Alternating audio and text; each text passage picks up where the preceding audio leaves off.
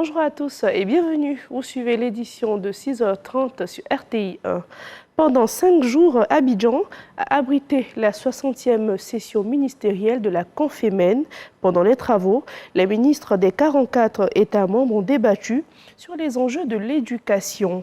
Ils ont aussi adopté plusieurs propositions dans le but d'améliorer le fonctionnement de cette institution. C'est Forazegui pour plus de précisions.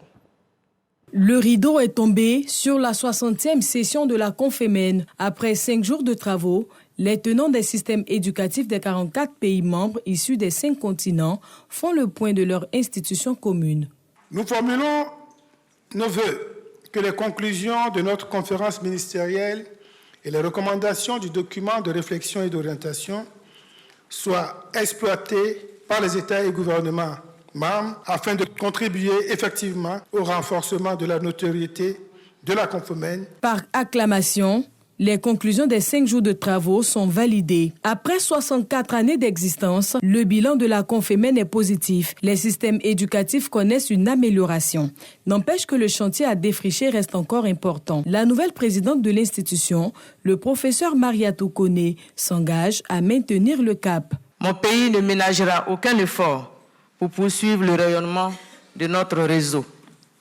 Mesdames et messieurs, chers collègues, notre vision est celle d'une école de qualité, une école qui s'ouvre sur les compétences attendues du monde de l'emploi. À cette fin, je voudrais donc inviter chacun de nous à rendre opérationnelles les recommandations de la présente session ministérielle. Point saillant de la cérémonie de clôture, le mot spécial de remerciement au chef de l'État ivoirien pour son implication dans la réussite de cette 60e session. En plus de la présidente, plusieurs autres personnalités ont été distinguées pour leur engagement dans l'amélioration des systèmes éducatifs. On se rend à Ankara, en Turquie, et le président de l'Assemblée nationale ivoirienne y séjourne. C'est dans le cadre d'une visite de travail et d'amitié. À cet effet, Adama Bictogo a pris part à une séance de travail avec son homologue turc. Leurs échanges ont porté sur la coopération parlementaire entre les deux États. Reportage. Le président de l'Assemblée nationale reçu par Numan Kurtulmus, le président de la Grande Assemblée nationale de Turquie. Au cours d'une séance de travail, les deux délégations parlementaires échangent sur divers axes de coopération. Nous avons évoqué les opportunités de coopération dans le domaine de l'énergie, des mines, de l'agriculture, mais également la possibilité pour l'assainissement de la lagune qui se trouve à Abidjan.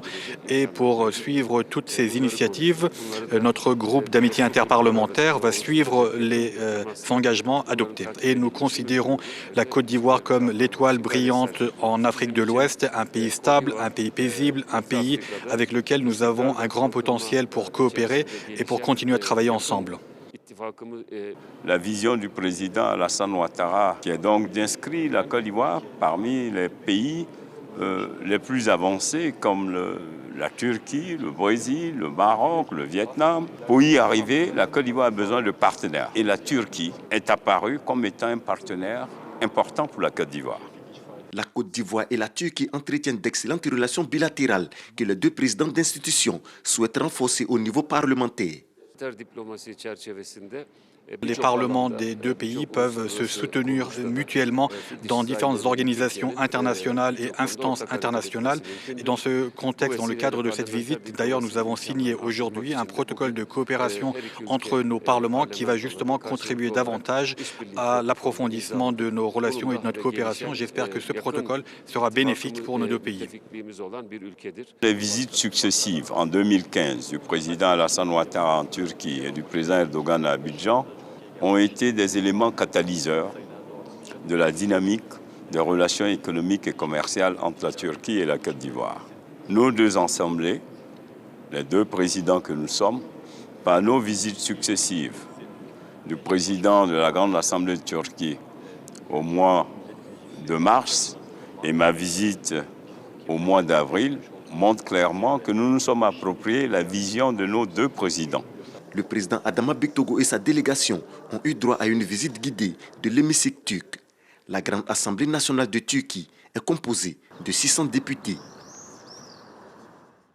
Après Ankara, rendons-nous à la place de l'indépendance de Korogo, au nord de la Côte d'Ivoire. La ministre de la Femme, de la Famille et de l'Enfant a entamé les consultations locales des Assises nationales des femmes.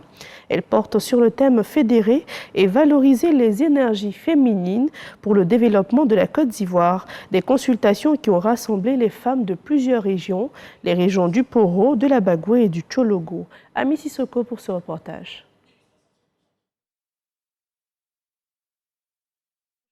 Suivre dans nos prochaines éditions. Dans le domaine de la justice, le chantier pour la construction du tribunal de première instance de la commune d'Abobo avance bien et le ministre Sansan Kambilé s'est rendu sur le site pour s'enquérir de l'état d'avancement de ce chantier. Il en ressort que 95% des travaux ont déjà été effectués et la livraison de l'édifice est prévue avant 2025. Ismaël Déo pour le reportage. Longtemps attendus, les travaux du tribunal de première instance d'Abobo sont estimés à ce jour à un taux d'exécution de 95%. Bâti sur un terrain d'1,1 hectare, l'édifice va contribuer à rapprocher la justice des justiciables de la commune. Sur ce site, nous avons 4 bâtiments principaux. Celui dans lequel nous sommes, c'est le bâtiment où se tiendront les audiences. Et puis, au-dessus, il y a 4 salles d'audience, voilà, qui sont plus petites. Vous avez 2 bâtiments qui se ressemblent. Il y a un qui est consacré au siège et puis il y a un qui est consacré au parquet. Ce matin, le ministre de la Justice et des Droits de l'Homme, Sansan Kambilé, est présent pour un état des lieux. Salle d'audience, de greffe, bureau des avocats, chaque compartiment est visité du premier au deuxième niveau du tribunal. À ma prise de fonction, j'en ai fait un point d'honneur, faire en sorte que Abobo ait son tribunal. Et pour le ministre de la Justice que je suis entièrement satisfait. Ce projet a été financé entièrement par l'État de Côte d'Ivoire, à hauteur de 15 milliards de nos francs. Aujourd'hui, lorsque ce tribunal va être livré, on aura l'un des plus beaux de Côte d'Ivoire. À sa livraison en octobre 2024, selon le garde des Sceaux, le tribunal de première instance de la commune d'Abobo sera le 4e du genre dans la ville d'Abidjan. Il a une capacité d'accueil de 150 travailleurs. Bonjour Paris 2024, c'est ce samedi 27 avril à 20h du côté de la Maison de la Mutualité à Paris et les équipes de la RTI, les humoristes et aussi les artistes chanteurs sont tous sur place dès leur arrivée. Ils ont été accueillis par les partenaires de l'événement avant de se rendre à l'ambassade de Côte d'Ivoire en France où ils ont été reçus par l'ambassadeur Maurice Bandama, Pargassoro Kone et Aruna Kone pour le reportage.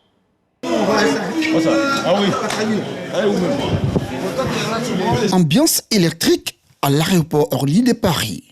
Équipe de production et humoristes de l'émission Bonjour, mais aussi artistes-chanteurs, très bien accueillis par producteurs délégués, fonctionnaires de l'ambassade de Côte d'Ivoire en France et par partenaires de l'émission humoristique de la radio-télévision ivoirienne RTI. Humoristes et chanteurs se réjouissent non seulement de l'accueil, mais promettent surtout un spectacle haut en couleur à la salle de la Mutualité le samedi 27 avril. Je tiens solennellement à remercier le comité d'accueil d'être venu nous accueillir comme ça, ça nous touche. Ouais. Seulement, on vous demande de prendre les tickets. Voilà. C'est samedi. Nous, on ne parle pas beaucoup.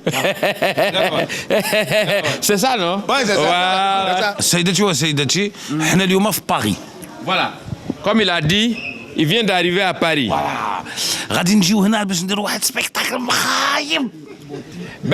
Il dit vraiment, on risque de nous rafler ce jour-là. C'est ça? C'est pas ça, il dit. Tu as dit quoi? Qu'on va faire un spectacle, ça a tué. Ah ouais, c'est la même chose que je viens de dire. Donc venez. Venez, on va célébrer la 3e étoile. On a souffert. Donc on vient comme ça vous dire tout ce qui s'est passé à Abidjan. Vous allez savoir. Comme vous étiez ici, vous n'êtes pas bien vécu là. Ah, on dit. Après l'aéroport, direction l'ambassade de Côte d'Ivoire située dans le 16e 102 avenue Raymond Poincaré. Une fois arrivés, ils sont chaleureusement reçus par l'ambassadeur Maurice Kwaku Bandama. Je dis merci à la RTI, à Kwaba, à nos artistes d'être ici chez nous en Côte d'Ivoire, ici à l'ambassade. Et je profite de votre visite pour lancer un appel à nos compatriotes ivoiriens de France, de la diaspora, pour leur dire que l'événement annoncé est là, en vérité et de façon effective. La RTI nous fait l'honneur, de façon régulière, de nous offrir ce grand événement qui est Bonjour. Bamba himself, producteur délégué de l'émission Bonjour, au nom du directeur général de la RTI, Fosséni Dambélé, a exprimé la gratitude de la Maison Bleue à son Excellence et à ses collaborateurs.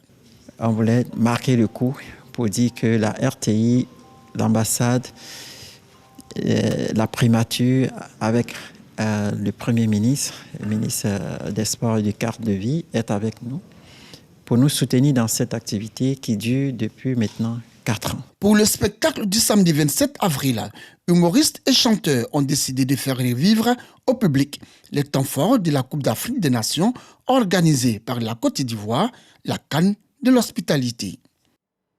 Allez, dans l'actualité internationale, au Burkina Faso, l'Assemblée législative de transition a adopté hier une proposition de loi. Elle porte sur la convocation des assises nationales. Selon le président de l'ALT, cette proposition laisse le soin au peuple de décider de la suite de la transition qui s'achève le 1er juillet prochain. Elle a été votée à l'unanimité par les 71 députés de l'Assemblée. Dernière actualité, cette fois au Kenya. Au moins 70 personnes ont perdu la vie et 8 autres sont portées disparues depuis le début de la saison des pluies en mars. Des précipitations supérieures à la normale qui ont causé des inondations dévastatrices en raison du phénomène climatique El Niño. Le gouvernement a annoncé la mobilisation de près de 23,3 millions d'euros, soit 15 milliards de francs CFA, pour une première réponse d'urgence. Et voilà qui met un terme à ce journal. Merci de votre fidélité. Que Dieu vous garde.